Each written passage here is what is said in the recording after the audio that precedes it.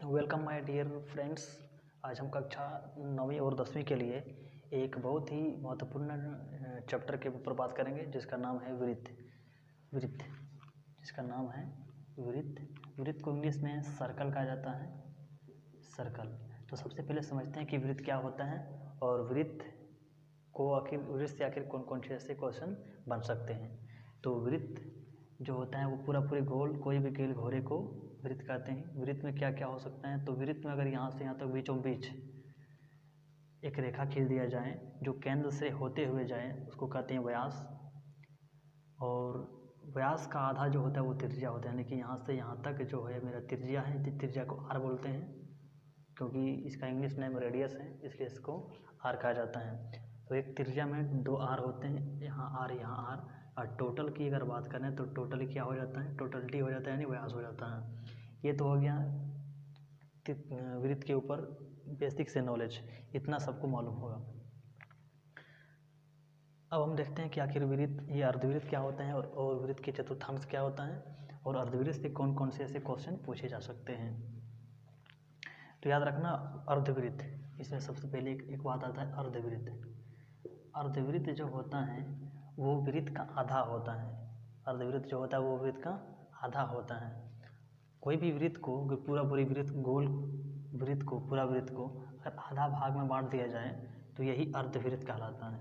और अर्धवृत्त में भी ये आर बरकरार रहता है और ये आर बरकरार रहता है और व्यास जो है वो भी बरकरार रहता है। व्यास यानी डी वह भी बरकरार रहता है। व्यास और त्रिज्या को कोई नुकसान इसमें नहीं होता है। अब हम देखते हैं कि वृत्त के चतुर्थांश क्या होता है। वृत्त के चतुर्थांश क्या होता है, चतुर्थांश। तो याद रखना कोई भी वृत्त को अगर चार भाग में बांट दिया जाए और एक भाग को रख दिया जाए तो इसको वृत्त के चतुर्थांश कहते हैं। कोई भी एक वृत्त हम ले लेते हैं इस तरह से और वृत्त के चार भाग में बांट देते हैं और एक भाग को रख लेते हैं तो इसको कहते हैं, ये जो इमेज मेरे सामने आ गया है इसको कहते हैं वृत्त के चतुर्थांश। वृत्त के चतुर्थांश में ये यहाँ से यहाँ तक आर कहलाता है और यहाँ से आर कहलाता है। तो ये तो हो गया अर्धवृत्त क्या होता है और पूरे वृत्त के चतुर्थांश को क्या कहते हैं। अब हम देखते हैं कि ये वृत्त का क्षेत्रफल क्या होता है और वृत्त के परिधि क्या होता है, और अर्धवृत्त का क्षेत्रफल क्या होता है, अर्धवृत्त के परिधि क्या होता है। आइए देखते हैं। सबसे पहले पूरे वृत्त की बात किया जाए तो वृत्त की परिधि, और परिधि का मतलब क्या होता है, जैसे कि कोई वृत्त ले लेते हैं, परिधि का मतलब होती है चारों साइड की दूरी, चारों साइड की लंबाई, इसको कहते हैं परिधि। तो परिधि बराबर होता है 2 पाई और आर, 2 पाई आर। आर क्या होता है ये सबको मालूम होगा, अभी तो कुछ दिन देर पहले हम बता चुके हैं। उसके बाद हम देखते हैं वृत्त का क्षेत्रफल। याद रखना ये पूरी बात कर रहे हैं, पूरे वृत्त की बात कर रहे हैं।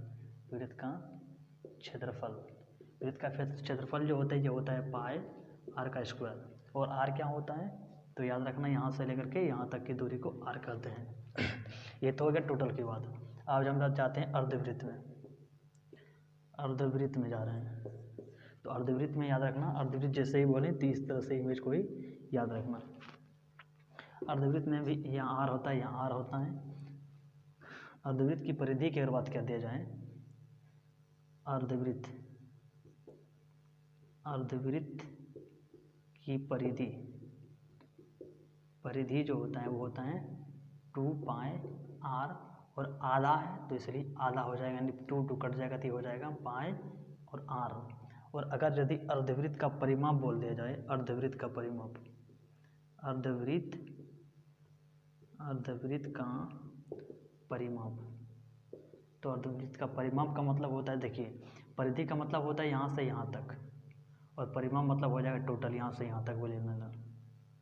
तो अगर यहाँ से यहाँ तक अगर हम गए तो क्या मिला हमको, पाई आर मिला, तो लिखेंगे पाई आर। और अगर टोटल की बात करें यहाँ से यहाँ तक, तो यहाँ से यहाँ तक भी जोड़ना पड़ेगा, एक आर मिला। यहाँ से यहाँ तक गए तो एक आर हमको फिर से मिला। इसको सॉल्व करेंगे तो हो जाएगा pi R plus R is equal to 2 R. तो आर अगर कॉमन लेंगे तो क्या हो जाएगा, यहाँ से पाई और प्लस 2, तो ये हो जाएगा यहाँ से अर्धवृत्त का परिमाप। फटाफट इसका आप स्क्रीनशॉट ले सकते हैं। अब हम जाते हैं कि इससे कौन कौन से ऐसे क्वेश्चन पूछे जा सकते हैं। चलिए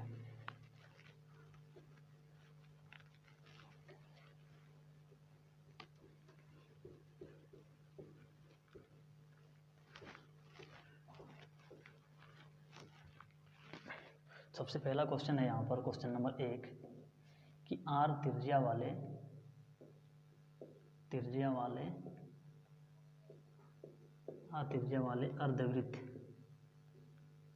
अर्धवृत्त का परिमाप ज्ञात करें। ये हम कुछ देर पहले अभी हम बता चुके हैं। ये क्वेश्चन के रूप में है कि आर त्रिज्या वाले अर्धवृत्त का परिमाप क्या हो जाएगा। सबसे पहले हम एक अर्धवृत्त लेते हैं। अर्धवृत्त में क्या होता है, यहाँ से यहाँ तक आर होता है मालूम होगा, यहाँ से यहाँ तक आर होता है, सबको ये मालूम होगा अर्धवृत्त। तो सबसे पहले हम इसकी परिधि लेंगे। पूरा परिधि होता है 2 पाई आर, तो लेंगे यहाँ पर अर्धवृत्त की परिधि। अर्धवृत्त की परिधि बराबर क्या हो जाएगा 2 पाई आर। ये टोटल क्या हो गया, अर्धवृत्त की बात करें तो आधा कर देंगे, 2 से 2 कटा। ये तो हो गया परिधि की बात, लेकिन हमको यहाँ क्या निकालना है, परिमाप निकालना है। तो लिखेंगे अर्धवृत्त का परिमाप। अर्धवृत्त का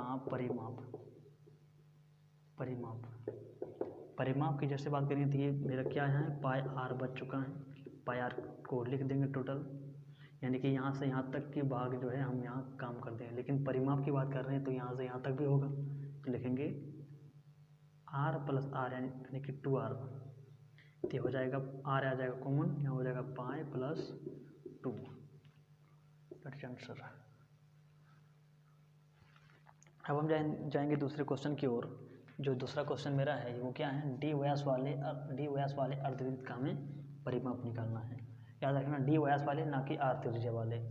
डी व्यास क्या हो जाएगा, तो पूरी ये मेरा अर्धवृत्त हो जाएगा। अर्धवृत्त की बात करें तो डी क्या हो जाएगा, तो डी वाला टोटल हो जाएगा, और यहाँ से यहाँ तक क्या हो जाएगा, आर हो जाएगा, और ये भी आर आ जाएगा।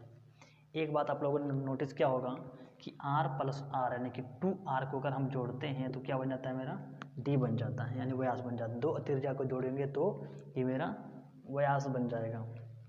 ये बात आप लोगों ने नोटिस किया होगा अभी तुरंत। तो हम यहाँ देखेंगे, सबसे पहले हम देखेंगे परिमाप निकालने के लिए हमको ये परिधि की जरूरत पड़ेगी, और परिधि जैसे निकाल लेंगे उस पर इसको जोड़ देंगे। तो इसमें परिधि क्या हो जाएगा, तो अर्धवृत्त लिखना, अर्धवृत्त की परिधि बराबर क्या हो जाएगा, ये हो जाएगा 2 पाई आर बटा 2। और ये चूँकि ये 2r को जोड़ेंगे तो d बनता है, तो इसके जगह हम लिख सकते हैं पाई और d डिवाइड बाई 2। इतना आप लोग कर सकते हैं समझ करके। उसके बाद लिखेंगे अर्धवृत्त की परिमाप। अर्धवृत्त का परिमाप क्या हो जाएगा, ये देखिए यहाँ से यहाँ तक तो बरकरार रहेगा डी के फॉर्म में, आर नहीं लेना है क्योंकि आर के फॉर्म में नहीं, हमको डी के फॉर्म में चाहिए। ये हो जाएगा पाई डी डिवाइड बाई 2। और देखिए यहाँ से यहाँ तक ये हो चुका है, और हमको कहाँ से कहाँ तक मालूम है, यहाँ से यहाँ तक चाहिए। तो यहाँ से यहाँ तक मेरा क्या है, तो ये मेरा डी है, तो लिखेंगे जो डी। इसमें से कॉमन क्या आ जाएगा, कॉमन आ जाएगा डी, यहाँ बचेगा पाई प्लस 2 प्लस 1। कोई भी यूनिट नहीं है तो लिखेंगे यूनिट, हिंदी में लिखना इकाई। ये है इसका आंसर। अब हम चलते हैं तीसरे क्वेश्चन की ओर। तीसरा क्वेश्चन क्या है कि डी व्यास वाले, तीसरा नंबर क्वेश्चन, डी व्यास वाले अर्धवृत्त का क्षेत्रफल ज्ञात करें।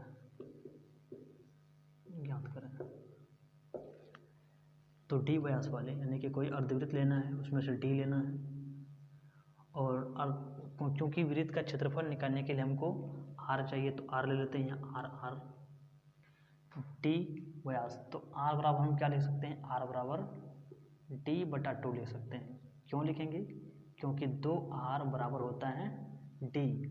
2 को रखेंगे यहाँ, 2 चल जाएगा इधर, यानी कि r बराबर डी बटा 2। तो क्षेत्रफल पूछा है तो लिखेंगे अर्धवृत्त का क्षेत्रफल। अर्धवृत्त का क्षेत्रफल बराबर क्या हो जाएगा, पाई r² होता है। लेकिन अर्धवृत्त की बात करें तो इसमें आधा हो जाएगा। टोटल होता है पाई स्क्वायर, अर्धवृत्त की बात करें तो इसमें आधा हो जाएगा। लिखेंगे पाई और आर की जगह में क्या लिखना है हमको, d/2 लिखना है, d/2 इसका स्क्वायर हो जाएगा, नीचे में 2 रह जाएगा, बराबर पाई की जगह में पाई, डी का स्क्वायर हो जाएगा, डी का स्क्वायर, ये हो जाएगा 2 का 2, 2 दूना 4, ये हो जाएगा टोटल 2 हो जाएगा यहाँ। ये पूरी भागा के फॉर्म में है, यानी लिख सकते हैं पाई इंटू d²/4, और इसका भी भागा कितना, 2। ये भागा को गुना में चेंज करेंगे तो हो जाएगा पाई d²4 गुना में 1/2, क्योंकि 2 में कुछ नीचे में कुछ नहीं तो 1 होगा। अब कितना हो जाएगा ये पूरी पाई d² और 4 × 2 यानी कि 8, ये हो जाएगा यूनिट, आंसर हो जाएगा ये। Thank you. क्योंकि ये क्षेत्रफल है तो हो जाएगा स्क्वायर यूनिट, याद रखना, ये हो जाएगा स्क्वायर यूनिट यानी कि वर्ग इकाई।